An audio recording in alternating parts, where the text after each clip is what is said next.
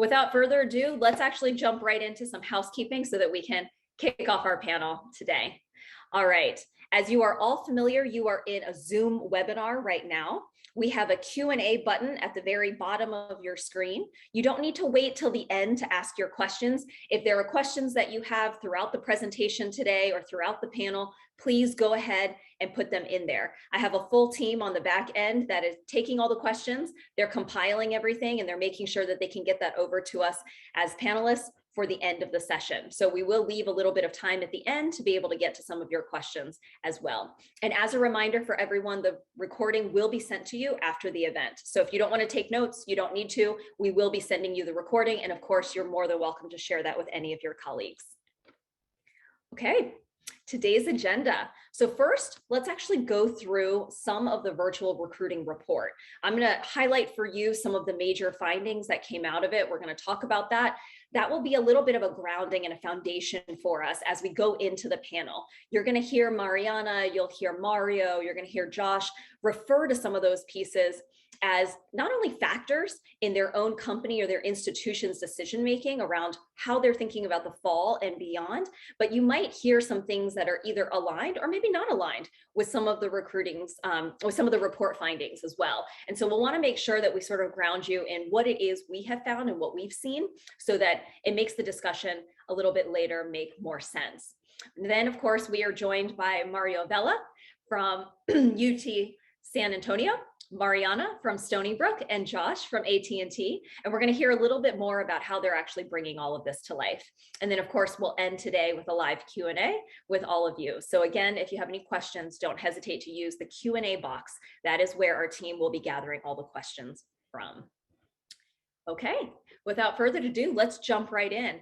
Our presentation today is fairly short. We're just going to hit on the quick highlights, and we're going to talk about it in terms of three sort of sections. The first section here is really around who wins with recruiting. Okay, and we're going to talk about sort of what does that look like and what does virtual recruiting sort of look like. So first and foremost, you may be interested in sort of the methodology and the makeup of this particular report. This is our second report for Handshake Network Trends. For those of you that are unfamiliar, we've sort of started a research arm earlier this year to really bring to you more data and more insights because we sit in such a unique spot in between over 1,200 universities and colleges, over 550,000 employers, and more than 8 million active students and alumni who are job seeking. And so what we wanted to do was to be able to bring to you, what does that look like? What are students thinking about? What are universities doing? What do employers really want or need right now? And we want to be able to put that together into some nice handy reports for you periodically throughout the year. So this is the second one. If you missed our first one, that was actually on Gen Z and gender. So you can grab that from our website. And today's is about virtual recruiting. Now, this particular report analyzed survey results from over 500 higher education professionals, nearly 500 employers, and over 2,400 students. And so you're going to see all of that come together in this particular report and the highlights I'm going to share with you. Three core themes really emerge out of the report, and it's actually how we're going to present the findings to you. The first is that virtual recruiting is here to stay, and you'll be able to see momentarily what that looks like across each of our entities, from students to employers to universities. The second is that virtual isn't just about convenience, although in many respects there is certainly a convenience factor. It's really about access and equity. And I know that those words are something that really mean a lot to many of you on this call, whether that's for your organization or whether that's for you personally. I know that this has been a huge topic of conversation and something that has really come to the surface even more for our society in this past year. And virtual is a huge component, a huge factor in how we can continue to focus on access and equity. And lastly, virtual leads to action. And it leads to action, again, in collaboration, in intersection with access and equity. So we're going to talk about that as well. All right, let's jump right in. Virtual is here to stay. And I think that's no surprise to any of you. Nearly all institutions, 97% of our higher education partners and 93% of our employers are in fact planning on virtual or hybrid later this fall. I'm just going to sit on this for a moment so you can take a look at that. You can see there's very little yellow there of folks that are exclusively in person. Nearly everything is going to have some virtual component when it comes to their career events, when it comes to their recruiting strategy, to really help unlock not only the reach of which students or which companies you're able to really engage with, but also to unlock access to jobs as well. Now, if you look at this next slide, what you're going to see here is we asked a question about even after the pandemic. Let's assume eventually we get to a place where vaccinations are extremely high, COVID is nearly gone.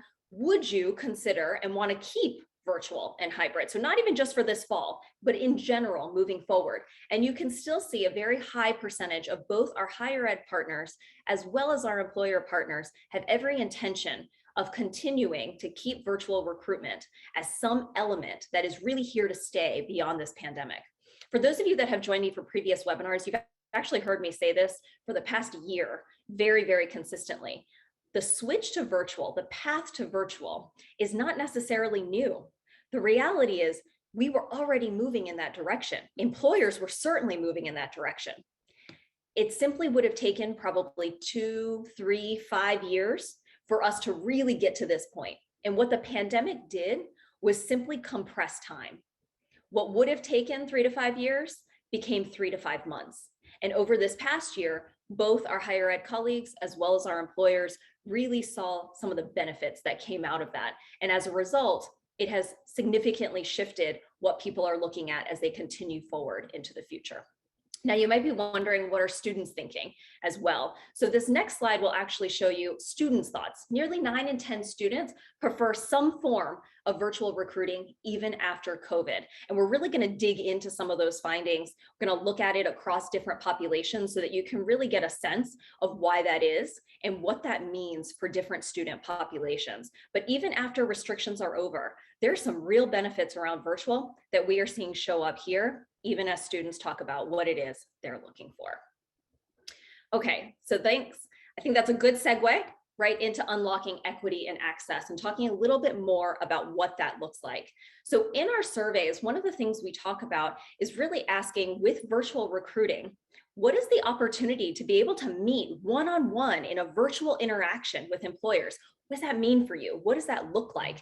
And one of the things you can see here is actually split by gender. So women overall feel particularly more empowered to be able to meet with employers in one-on-one interactions compared to their male counterparts. Now, some could say that this is a reflection of the confidence gap and that it actually allows women to be able to talk about themselves, to present themselves, to be more prepared in different ways. Some students anecdotally and through qualitative research have sort of shared with us that that allows them to feel more confident. It allows them to feel differently when they are in front of an employer, knowing that they're not also trying to jockey for time in a crowded gymnasium with other students that may be more extroverted or louder than they are, and to be able to navigate that time in a way that is meaningful for them. In the next slide, we actually look at this across race and ethnicity. And what you can see here, again, is that it is particularly empowering not only for women, but for students of color. And you can see a lean towards sort of that virtual one-on-one interaction for our Black and African American students, for our Hispanic and Latinx students, and for our Asian students as well. And of course, for those that have an intersection of 2 or more races, it also shows up a little bit more there. Now, we do see that the majority of white students prefer in person, but this gives you a sense of sort of what the numbers are looking like and where the students find some level of comfort around having virtual one-on-one interactions with employers. One of my favorite slides is actually this next one. And I'm going to pause here for a moment so that you have a chance to really read this. I think some of these quotes bring to life for me why one-on-one virtual recruiting can help to level the playing field. We have students with neurodiversity. We have students that are sometimes shy. We have students that look a particular way and sometimes face a lot of questions about that in ways that take away from them being able to focus on their skills or their qualities or the experiences that they've had because they feel like they're already on the defensive right from the get-go. And virtual, in many respects, paired with technology, is able to help mitigate for some of those pieces. So I think these are some of the quotes that we wanted to pull out that sort of stood out to us in explaining why virtual was important for our students and for our students of color.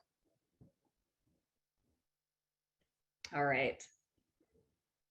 On to the third section. Virtual career events certainly lead to more visibility, which can lead to more action as well. Now, Black and African American students in particular really feel more seen in a virtual world. Nearly 60% of Black students say that the virtual career events made them feel more likely to be noticed by employers. Okay. More likely to be noticed by employers. I want you to think for a moment about what that might be like for a student of color who's attending a large in-person event where they're very aware of everyone else that is around them. They're aware of the dynamics and the conversation, and they're trying to think about all of the ways in which they have to navigate that world. Also thinking about what this looks like when they're able to do so in a virtual environment. This finding also tends to align with some of the things that we've read in the regular media. Just a couple of weeks ago, New York Times actually posted an article about how a survey of current employees found that many women of color, particularly Black women, were eager for more flexible work arrangements that would allow them to continue having a virtual first experience, because they didn't have to deal with some of the microaggressions that, quite frankly, are just really exhausting on a day-to-day basis, right?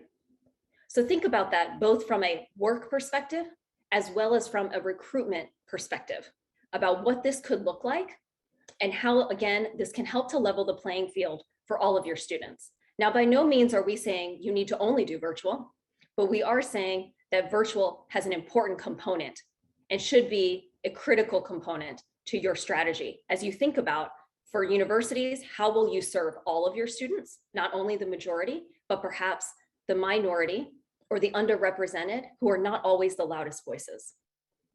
And for employers, it allows you to think more critically about how exactly will you diversify your applicant pool beyond what you normally get to also find the students that have the talent you are looking for.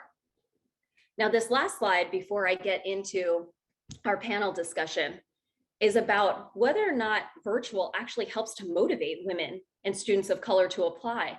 And what you see here is that it does. Because virtual events allow Black students, Latinx students, Asian students to feel more seen, to feel more visible, they are also more likely to apply for the job after attending a virtual career event. Many of them felt higher degrees of connectedness to the employer and therefore were more likely to then go ahead and apply. Okay.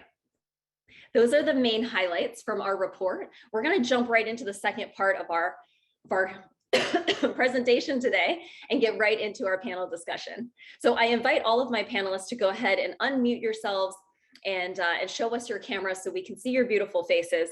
And we will do a quick round of intros as we jump into today's conversation and also ensure that we have time for your live Q&A. So first up, Mario Vello is Executive Director of the University Career Center at UT San Antonio. Mario, are you calling in from Texas today? I am. I'm actually on campus as well today. So we've been on campus for a couple of days a week starting this summer. So yes, I'm here in San Antonio. I'm a double alum of the institution. We're one of the largest Hispanic serving institutions in the country as well. Terrific. Thank you so much, Mario. Mariana, Assistant VP for Career Development and Experiential Learning from Stony Brook University. Are you calling from New York? Calling from campus, Long Island, New York. Behind me is our marine sciences research vessel docked in the local harbor, and thrilled to be here and represent the work of my amazing employer relations team. Love that. Thank you so much for joining us. And last but not least, Josh Mellinger, Associate Director of College Recruiting with AT&T. If you couldn't tell from his background before. Josh, where are you calling in from today? I'm calling in from sunny San Diego, Christine, and extending my work at home streak. I'm virtual, not in the office, but it's great to join everyone today. Shout out to any San Diego State Aztecs out there. My alma mater, I saw a few people from San Diego, so it's a pleasure to join everybody today. Terrific. So excited to have you all. And for those of you that don't know me, my name is Christine Cruz Vergara. I'm the Chief Education Strategy Officer here at Handshake. Excited to be joined by my colleagues. Let's jump right into the conversation. So just to sort of table set for us what everybody is looking at for the fall, Mariana, let's start with you. Can you tell us a little bit about how you and your team are planning to look at the fall and or beyond? What is that going to look like? How much is virtual? What is not virtual? And how did you decide? Sure. We actually made the decision in March to be virtual for all of our fairs come the fall, because the feedback we were getting from our employers in particular said, we're not really sure what's happening yet. And because of the success of all of our virtual fairs with Handshake in the past year, thank you, Handshake, we knew that was the right decision. And the statistics you just presented have confirmed that. The other thing I will tell you, however, is we're not going all virtual for all functions. We've made a decision to be exclusively virtual for our career fairs. But we are now looking at who our partners are, who might want specialized, smaller networking programs and engagements. Also, of course, matched with the diversity recruiting initiatives that we have at Stony Brook. So we're excited. We're excited for the opportunity to be different. Terrific. Thank you, Mariana. Mario, what does it look like on your campus? What are you all planning to do that is virtual versus in person? Basically, large scale is virtual. Our career fairs, career expos will be virtual. Our employer takeover events, more intimate events, will be small scale, will be on campus, where we will be hosting 1 to 3 employers at a time. Terrific. Nice, easy sort of extrapolation there between local and the more national or larger employers. Josh, from an employer point of view, I know we have a number of employers that are on the line today. What does it look like for AT&T? How are you all thinking about fall recruiting?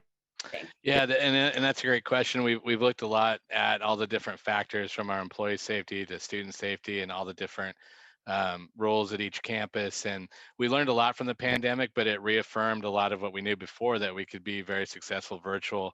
So it looks like for the fall, we'll probably be more of a hybrid model, where we'll be at some events live that we feel it's necessary to be at.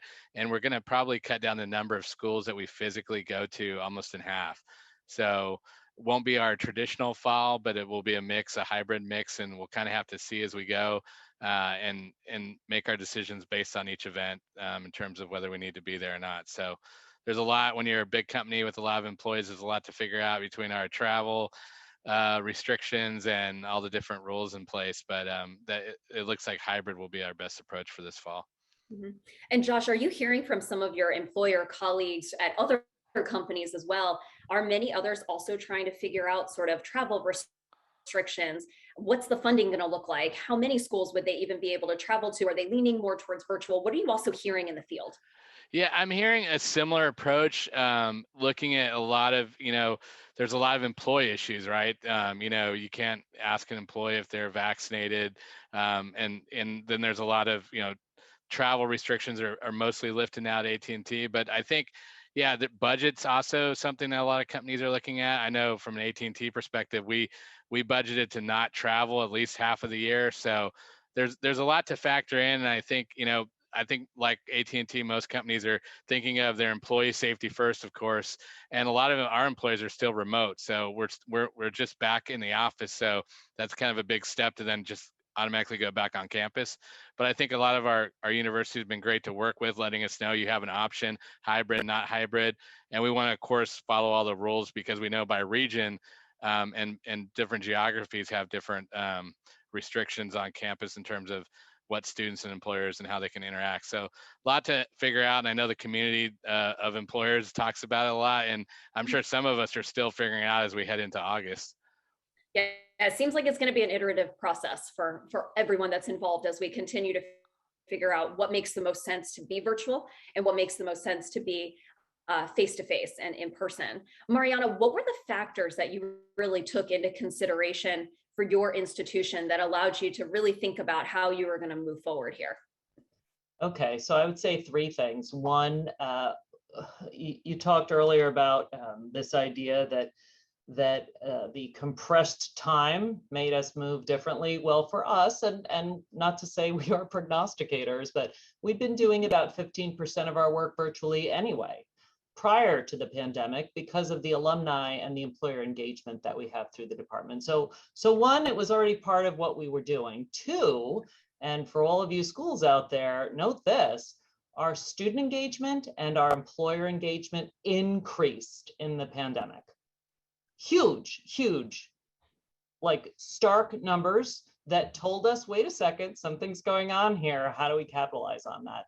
And then, of course, the third factor was the continued uncertainty around the country around, as Josh was mentioning, the travel budgets, and someone else put in the chat related things regarding employer planning and teasing out. But we were really very excited about the increase in engagement. That's terrific. And Mario, you mentioned in your intro that you are a Hispanic serving institution. And I'm curious from your perspective, was there anything in what I shared around the report findings that was different or similar to what you're hearing? Did it seem to match up with what you're actually hearing on the ground from your students? It does mirror what we're hearing from students. When we're talking to our students, so when we look at our student population, over half of our student population is first gen, over half of our population is employed at least part-time, and over 60% of our students are Latinx Hispanic. And so when we're hearing from our students that flexibility of being able to, well, I'm leaving work, or I'm at home caring for a family member, something like that, that flexibility gives them an opportunity to engage in ways that they didn't have before when they were forced to come back on campus for recruiting events. Mm-hmm. Makes sense. And Mario, let's start with you, and then Mariana, I'll ask you as well. Outside of events with employers specifically, are there also other elements of your services that you are also making virtual and available for your students? Where we saw the most engagement was our director of career development, Adrian Ramirez, developed virtual peer mentors. And more than any other type of activity, that's where our students were. And so our virtual peer mentors live on our website. It's real time. They have any questions, we can direct them and so forth. But it gave us also flexibility that we didn't have. We were available in the evenings. We were available on the weekends as well, in ways that we were personalizing the service for students. That's super helpful. That's great. Mariana, how about you? I would add two things. One is there's going to be this now forever virtual option. Okay. So our clients can choose, I would like to meet in person, or I would like to meet virtually. Mm-hmm. So we are benefiting from what we've learned, and we're taking that to the service for the students' convenience and for all the other reasons. The second thing I would add is it's been an unbelievable boon for us. And I would share this as a school, with all the schools on the calls who maybe you don't have the same cachet as some of the bigger name schools, you have alumni. And perhaps your alumni don't live in your small town, or in our case, even if our alumni live in New York City, which is very short distance from us, they can't get to us in a timely fashion to participate in programs. And so this idea of increasing alumni engagement in support of student career development, I hope is going to be on everyone's minds, because it's certainly been on ours and it will continue to be on our minds. That's great. Super helpful. Thank you. I have no doubt that both Mariana and Mario, you're probably going to be hit up with a lot of questions about some of the things that you and your teams are doing. Josh, I want to ask you this question. So obviously I shared that some of our research from the report really shows how virtual is a driver for engaging more underrepresented students, more women, helping them feel more noticed by employers as compared to those in-person events. When it comes to the student job search, how has virtual recruiting really helped you all, especially at AT&T, solve for equity? Yeah, it really has. I mean, virtual is a game changer. I think it really levels the playing field. We've shifted our focus to skills over schools and gone from, traditionally, trying to find students at 30 schools to find students at 3,000 schools. And I think that gives students access to us, and, in a virtual setting, you're just able to reach more students. And I think you saw from the survey results, students like how quick you can engage companies, and it takes out all the bias of, you're not at my school, and I wouldn't normally be able to meet you because I don't live anywhere near where the company operates. So we've even taken students on virtual tours of where they would work and use some virtual reality to show them. But yeah, I think it really, with the skills over skills approach, it really leaves no students out, and they're just able to compete on their abilities, not where they went to school. Love that. Now, Josh, I'm going to stay on you for just a second. One of the things that I've had the pleasure and privilege of being part of is your Summer Learning Academy that AT&T created.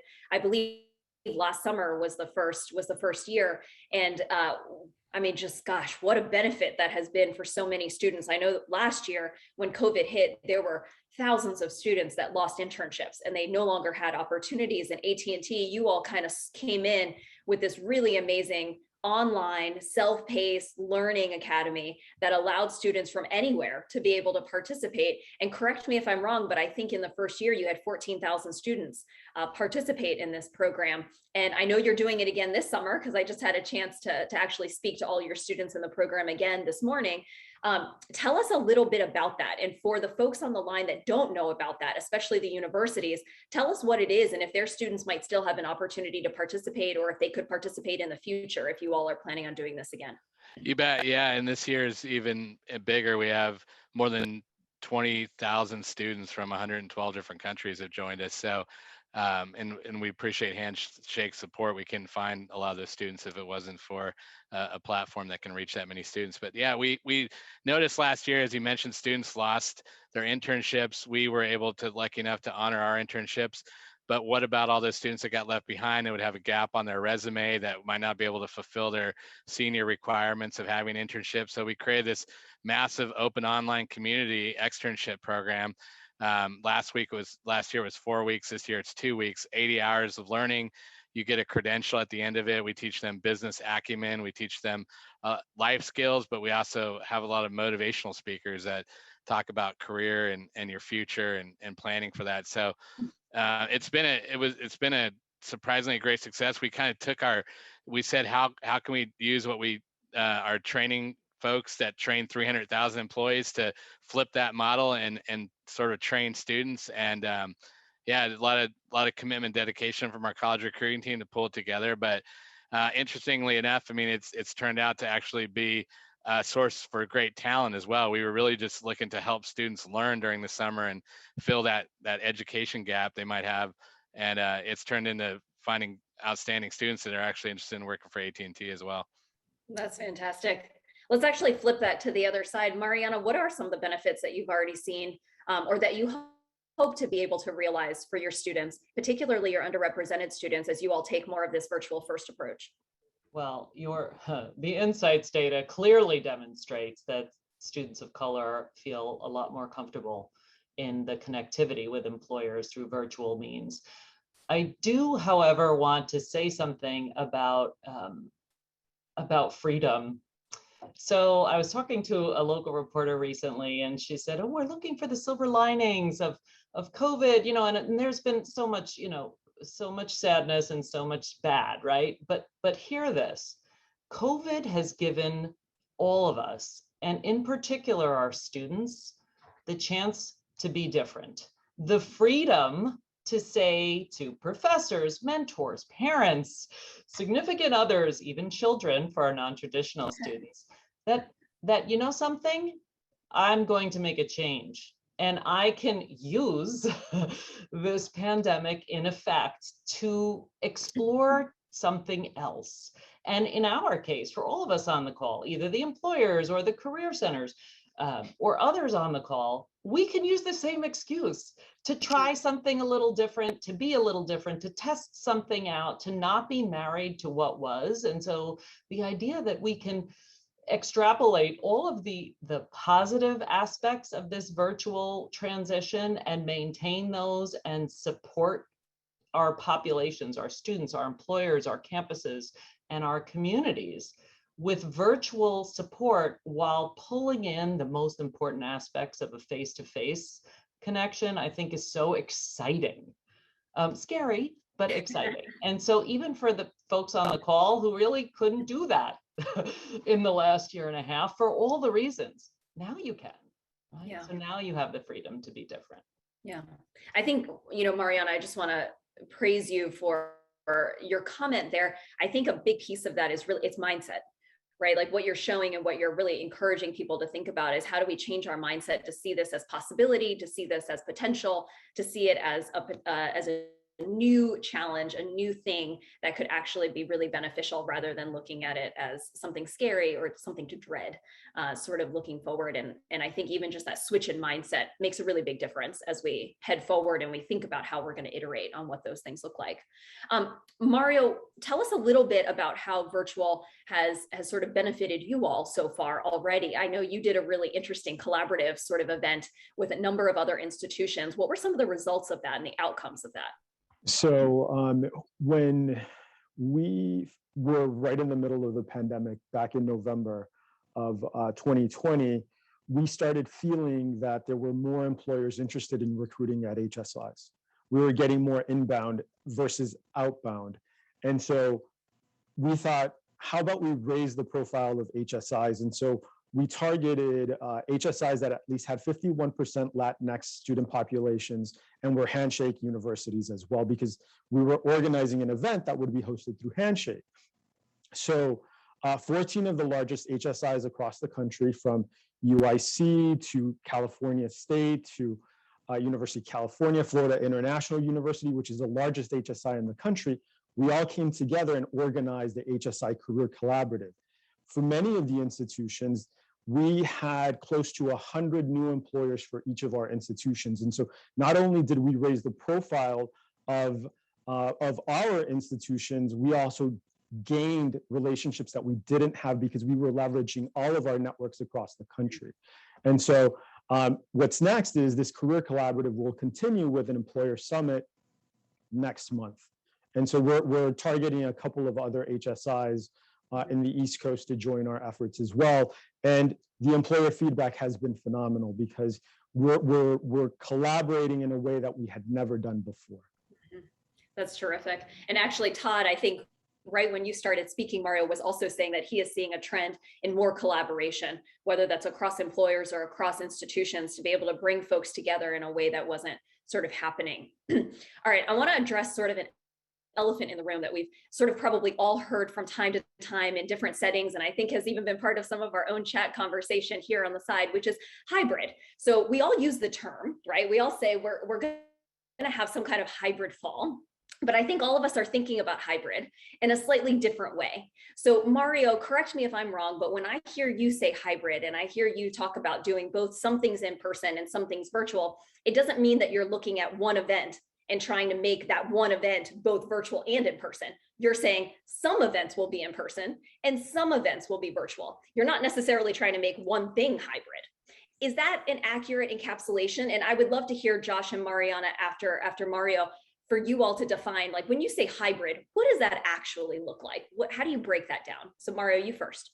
Well, how we make decisions in our Career Center, if it's good for our students and alumni, if it's good for employers, and if it's good for our team, that's the direction that we're taking our office and our work, right? And so, no, it doesn't mean that we're hosting an event here on campus and the same event virtually. They're distinct, but it's based on student alumni interest and feedback, and then on employer feedback, because frankly, there will be recruiters, even though we're hosting intimate events on campus, that will not be coming on campus. So we meet the employers. So right now we're meeting everyone where they're at, right? Be it an employer, be it a student, be it an alum. Mm-hmm. Terrific, super helpful. Mariana, how about you? Same rationale, same priorities, and decision-making style. I'll add one thing: the idea of meeting people where they are is so very important for all of us to remember, that we still have students whose remote work experience really wasn't positive, and that we need to make sure, right? I don't know what the magic mix is, but we need to make sure that we provide enough face-to-face and in-person quality programming for our students who are living on our campuses. We're going to have almost 10,000 on campus this fall, and we can't get so enamored with virtual that we lose that. Terrific, super helpful. And Josh, how about you? When you all say hybrid, especially as an employer, what does that mean exactly? Yeah, I know it can have different meanings to different people, but at AT&T we connect. Our motto is connect people where they live, work, and play, and so it's no different when we attract talent. And so we want to meet talent where they want to meet us, whether it's online or in person. And so I think it's a healthy mix of both. We understand that it's important for some students to meet in person. I think the MBA audience is a great example. Usually MBAs want more engagement. They want to meet some of your leaders, and it's a big decision where they choose to work. So, yeah, I think hybrid is just that. It's sometimes it's either or, but it's really what's best for the student at the end of the day. We're here to provide opportunities to top talent around the country, and however they're most uncomfortable engaging us, we want to be able to do that. So, and I think it's going to evolve. We're all, just like we learned from the pandemic, we'll learn from this fall what works, and we'll adjust from there. I mean, we talk about it all the time. We're in a little bit of a new reality, and both colleges and companies are figuring it out. Terrific, super helpful. I'm going to actually transition us to sort of the last part of our live Q&A to many of these great questions that we're already getting from our panelists. So with that, I'm actually going to kick us off by bringing Randy Tarnowski, who is our lead researcher here at Handshake, onto the screen.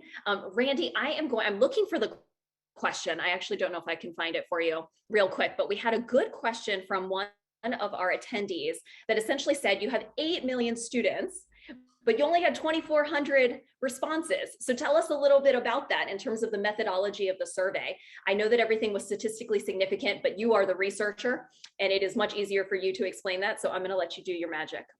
Right. Okay. That's I'm excited to do that. It was a great question. As I think I answered it in text, but I'm happy to answer it here as well.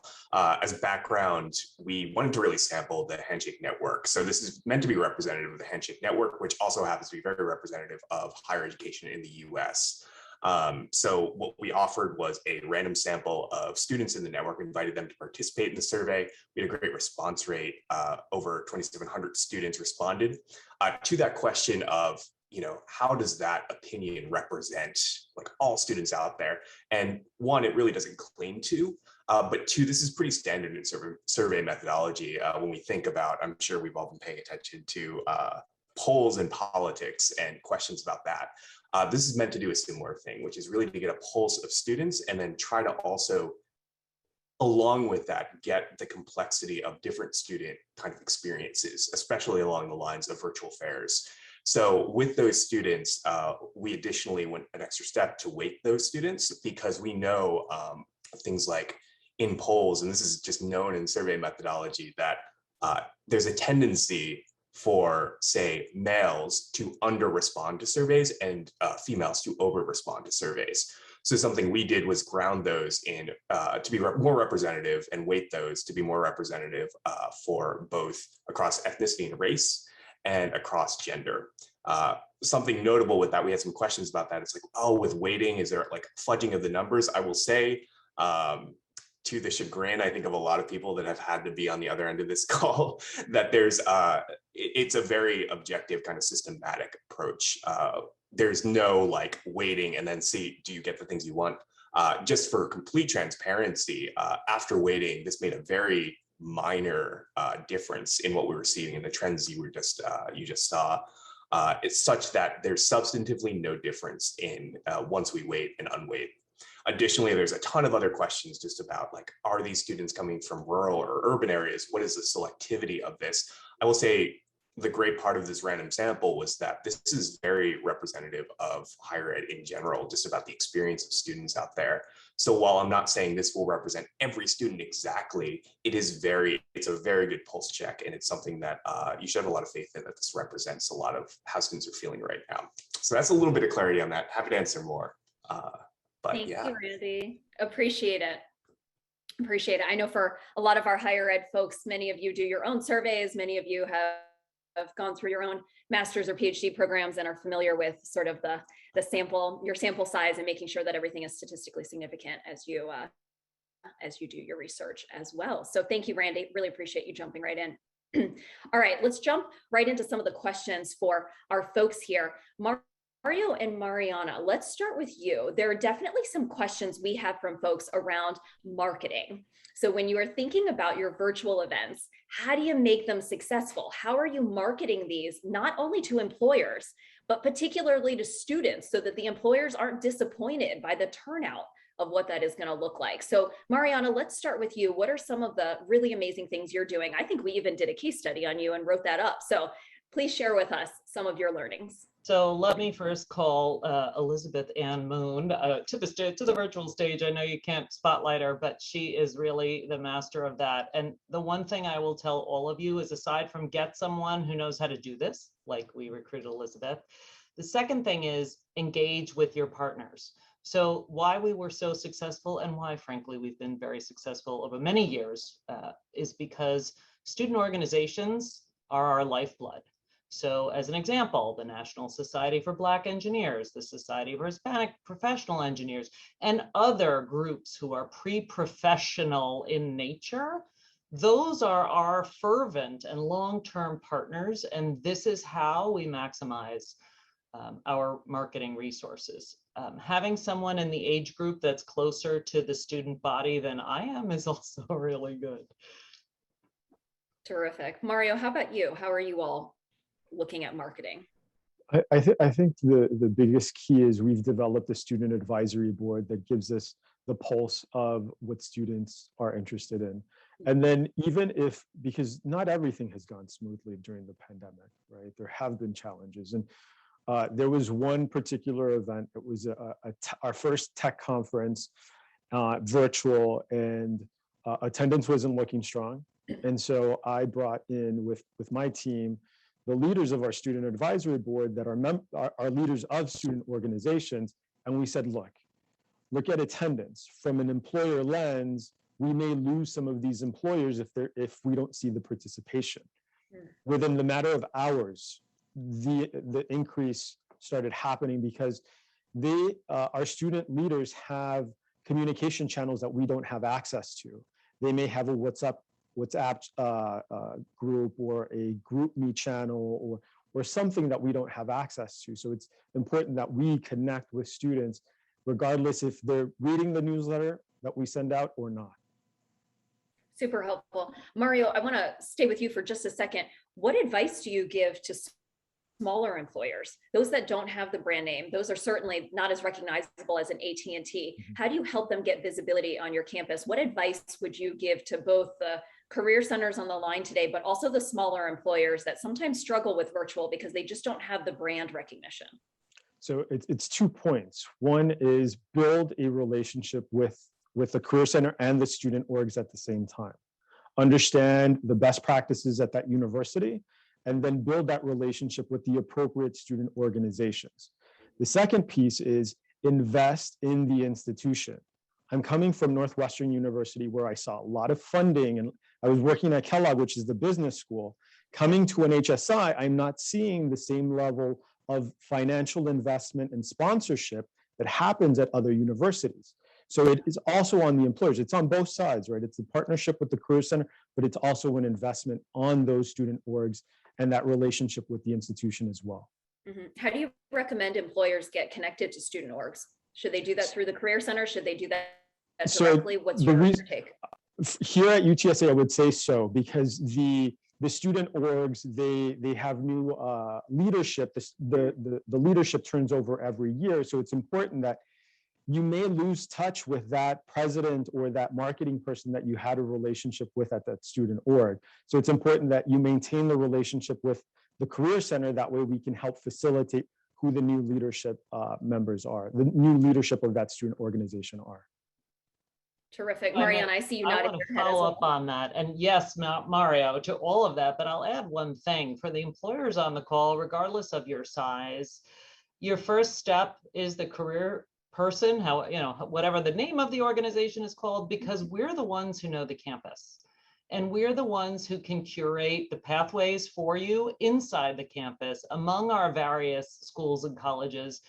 We don't need you to know that. We'll help you with that. And then once we set you on the path, then you can develop those relationships with those, whether they're faculty or advisors or student groups themselves. But do keep us part of that. We can save you a lot of time, a lot of time. Terrific. That's super helpful. So Josh, I have a question for you. Many of the events that are coming up, many of the virtual fairs, for example, from the different universities that are going to be hosting, do charge a fee. Is that a turnoff for you as an employer? Are you willing to pay? I know that many employers were paying before when you went on campus. Do you view virtual events similarly? And what are you hearing amongst your employer sort of peers? I think the value is still there regardless of in-person or virtual, and we understand it's not free for universities to get the students' attention and to employ folks that help attract students at their college. So yeah, we didn't, our goal is to not leave any universities behind in terms of paying for events, because there's still access to students, and at the end of the day, that's what we're here to do, is have access to students. So I know some folks thought that, you know, they shouldn't pay because it's virtual, there's not the same value as in person, but there's still work being done at the schools to have students attend these events, and that's valuable work that we need to support, whether in person or virtual. Sure. I see we've hit a chord. We have lots of comments that are coming in around sort of cost. I'll provide a little bit of perspective too. This is really no opinion, just sort of fact. For employers that are on the line, in case you didn't know, the majority of the career centers out there are self-generating, which means they don't get a budget from their institution. Or if they do get a budget, the only budget they get helps to pay for their staff, right? So the salaries of their staff, to keep the lights on, to run programs, to do any of the other things that they wish to be able to do for their students, they have to self-generate that money themselves. And historically, they were using career fairs as a huge piece of that revenue generation. And so when things went virtual, many career centers and higher education partners had to think about, how am I going to do this? How will I literally keep the lights on? And for some people, even, how am I going to continue to keep the staff? Right? How will I pay the people that I have to try and help our students? And so as employers, if you are able to continue helping to fund some of that, that is a huge help for our institutions as our higher education partners continue to advocate to their senior leaders and think about how they can get more budget and how they can continue to shift some of the system. I'm not saying it's the right system. I think institutions should obviously give career centers much more budget, but it is the reality of sort of what they are currently facing at the moment. And so that is very real.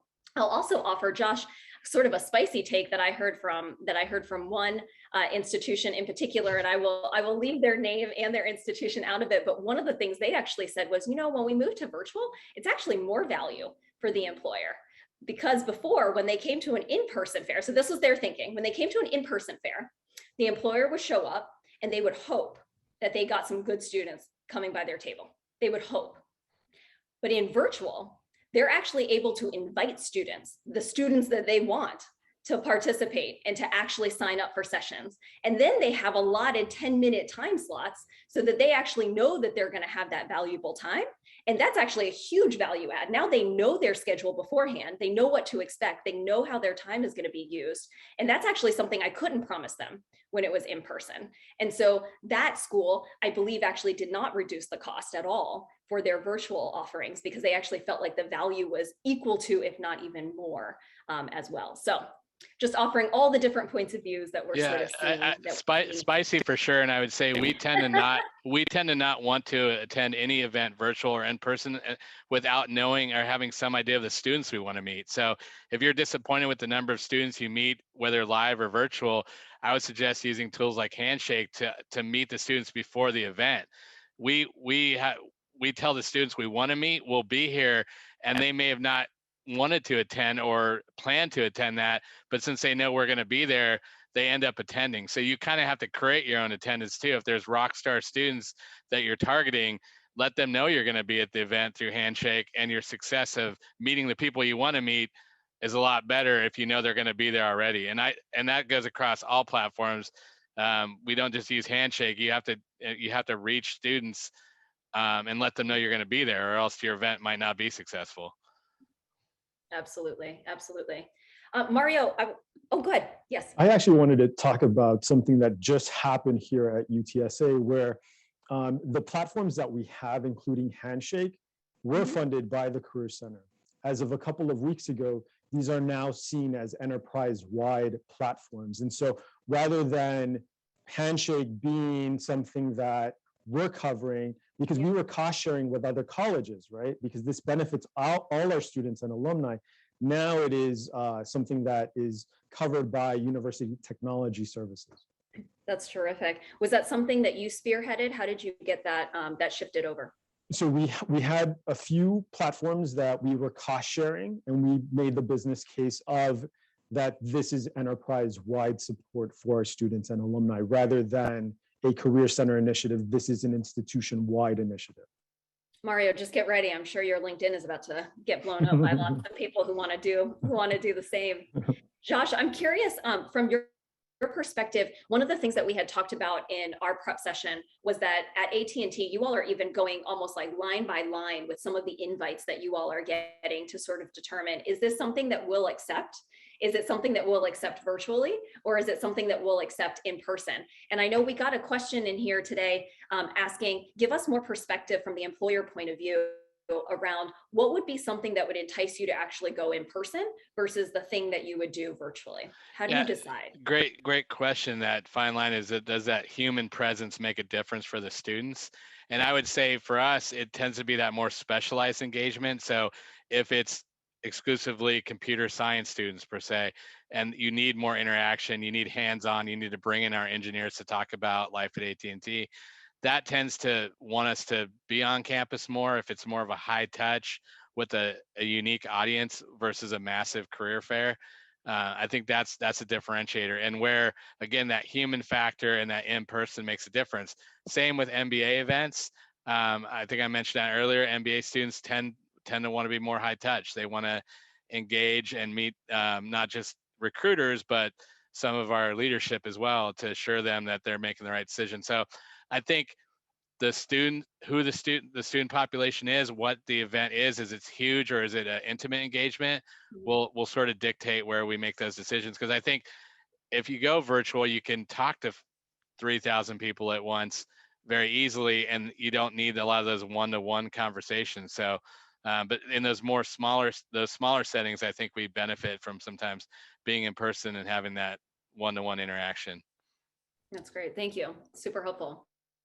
Mario and Mariana, Mario, we'll start with you. Curious if you've actually faced any backlash, pushback, negative feedback from people or groups on your campus about the increase in virtual events that you have planned for this coming year. And if so, how have you responded to it? No pushback so far. I think everyone understands that we're making the best decisions possible with the information that we have. So when we run it by our student advisory board, when we run it to our advisory board, employer advisory board as well, this is a very unique situation this is a very different circumstance than when we were told within a week we needed to be off campus, right? We've been actually planning for this moment. So for us, the return to the hybrid campus will be August 2nd. And everyone is, from all my conversations, there's a lot of enthusiasm of this hybrid modality that is the future of recruiting. I would agree, and I would share that just this morning, I was in a meeting of all the senior leaders of the Division of Student Affairs, where I report, and I was asked the question by our student health person who's really managed our amazing COVID response all these months, but Mariana, you can go back to in person. Why on earth wouldn't you? And when I explained all the value add and that the students are expecting it and the implications for students from underrepresented groups and how we scale and have increased, everybody around the table said that makes a lot of sense, Mariana, right? So thank you, Handshake, because for everybody on this call who did one of these fairs, Handshake gave this to us as a gift. Thank you, Handshake, right? Like this was a gift. And so we really, really appreciate you for offering this gift and continuing to do so. Oh, thank you. That means a lot. We definitely want to be able to support you all and that means a lot. Mariana, I'm curious, you've obviously heard about Zoom fatigue. So how are you helping to combat that? I'm sure you're getting that from some of your colleagues on campus that are like, just bring them back in person.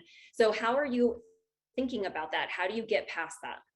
So I have Zoom fatigue, and you see these new glasses because my eyes are going for naught. But like Mario, we are finding the mix, right? So I mentioned earlier, we have 10,000 students residing on campus, let alone all the more thousands who will be taking classes on campus. We have committed to in-person services, and we have augmented with optional, right, in-person or virtual, and then the mix of fairs, which will be virtual, but that will not be the only employer engagement we have. It will be one aspect of our full service offerings. Terrific. Thank you. I want to be sensitive to time, so I'm going to ask you all just one last question, kind of a quick rapid round, 30-second answer. Josh, if you could tell all the employers that are on the line or all the universities one thing that you want them to walk away with for this fall, what would it be? What do you want them to remember or do or not do? Yeah, and I would also just add, I've seen some of the comments, obviously we're a big employer with a lot of resources, but I'd say stay creative. Use Handshake to create your own events. And let's never forget why we're all in this is all about the students. So put the students first, do what's best for the students. I don't think you can go wrong. Thank you, Josh. Appreciate that. Mariana, same for you. If you could leave everybody with one message of what you want them to do, not do, think about for the fall, what would it be? Envision what would happen if they ignored the demand for virtual, and then be different. Oh, and one more thing, and then call somebody who's doing it well to help you through it if you're not sure how to. It's always good to ask for help. Love that. And Mario, last but not least, what would you say? So when we look at last year, the social movements, Black Lives Matter, and now with the pandemic, all of this has given us an opportunity to innovate. So especially for this fall, be fearless and innovate. We will never have an opportunity like this, possibly in our generation. And so be fearless as long as you have the student and alum at the center of your programming with the thought of how we're partnering with employers, think about it from that perspective and create programming that will make a difference. Mario, I love that. I love being able to end on that. If we really center ourselves around what's best for students, not what's best for us, we can really make a big impact and we can make a big difference as we move forward. With that, we are at time, so I'm going to close us out. Thank you all so much for joining us. It was wonderful to have all of you. Thank you again to the panelists. Very grateful for your expertise, and thank you for sharing what you all are doing as well. Have a great day, everyone. Thank you. Thank you. Good luck. Thanks, everyone.